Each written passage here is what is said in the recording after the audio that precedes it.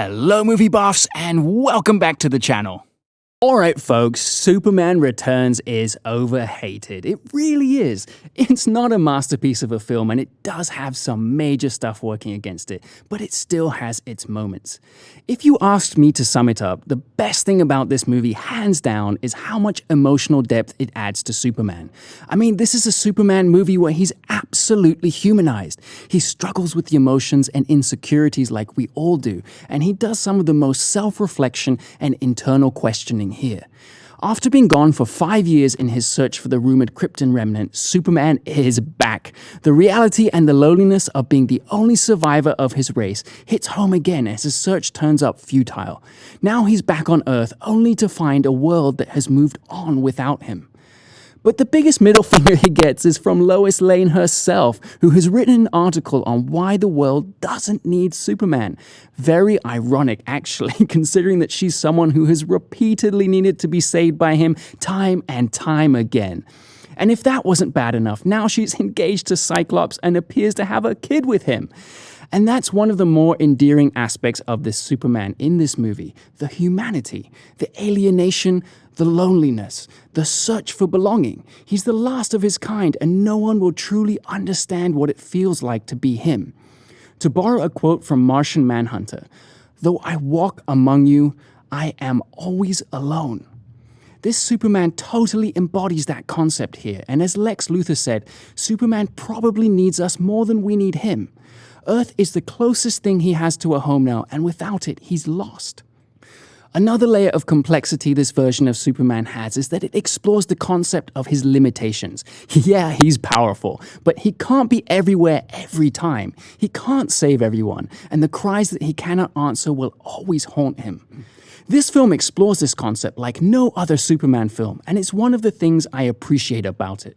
Even when Lois was in danger at sea, Superman flies out to sea to save her. But we see the selflessness of this Superman when he pulls a spark and decides that the needs of the many outweigh the needs of the few when he sees an earthquake approaching Metropolis. It's only after he saves the civilians there does he go back to check on Lois.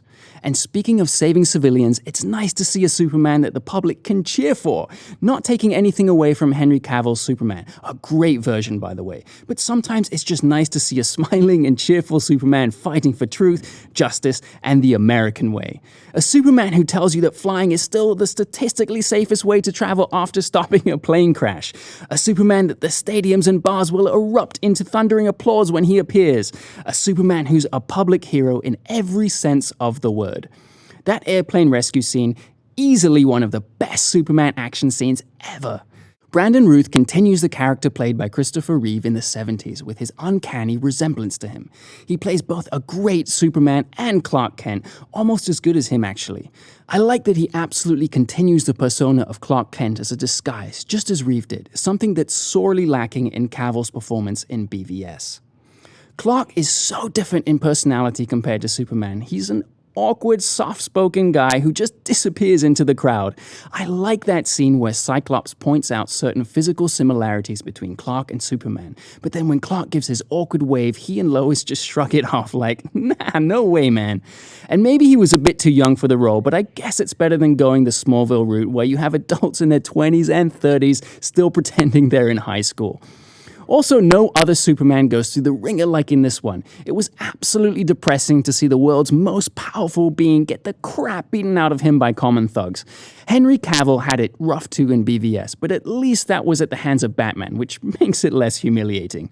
Although Brandon Routh was great as Superman, the film does have some glaring errors and flaws though. I actually liked Kevin Spacey's performance as Lex Luthor. He dialed down the campiness of Gene Hackman and added some bite to his bark. But the main issue I have with his character is that his plan has absolutely zero logic involved in it. You don't really care about his goal because it's just so silly. He wants to be the landlord of a new continent that will kill billions of people in the process, and he just thinks that the rest of the world will allow him to carry through with it. All the crystals appear to do is form land masses, so how would he be able to defend it? It kind of reminds me of Obadiah Stane's plan in the first Iron Man, where his plan just involves building a suit and Yeah, that's it. Nothing on dealing with the authorities who will most definitely come knocking on his door. And honestly, Superman didn't even need to fly down to stop him. All Luthor has are a bunch of goons with him. A small squad of special forces would be able to easily send him back to jail. Also, Superman is oddly impervious to kryptonite in this movie. In the comics and in other media, when Superman is exposed to just a small amount of kryptonite, he's barely able to stand on his feet. Here, he's lifting up an entire island laced with kryptonite and is able to throw it into space. And I didn't appreciate the religious symbolism here again, that we see so often in superhero movies. Superman dying, and I say dying in air quotes, and then coming back to life in the same movie felt like a cheap gag. It was also an odd choice to give Superman a son. I honestly don't know where they were going with it, and I guess we'll never know. Maybe it was to make him feel more at home with a blood relative or to set up his comeback with Lois. But what's silly is that Lois still appears to not know, or if she does, she doesn't do anything to address it. Overall, Superman Returns started off well, but it fizzled out at the end due to a weak story. I'd sum up the main fault of this movie with the words, wasted potential. As much as Brandon Routh was a great Superman and as much as he carries the film, it wasn't enough if you don't have a solid story to stand on. But it's still a good time if you're a Superman fan, and it's a shame that this was Brandon Routh's only outing as the Man of Steel. He had a lot more to give, but I guess it's some consolation that he got to play the Kingdom Come Superman in the Crisis on Infinite Earths crossover.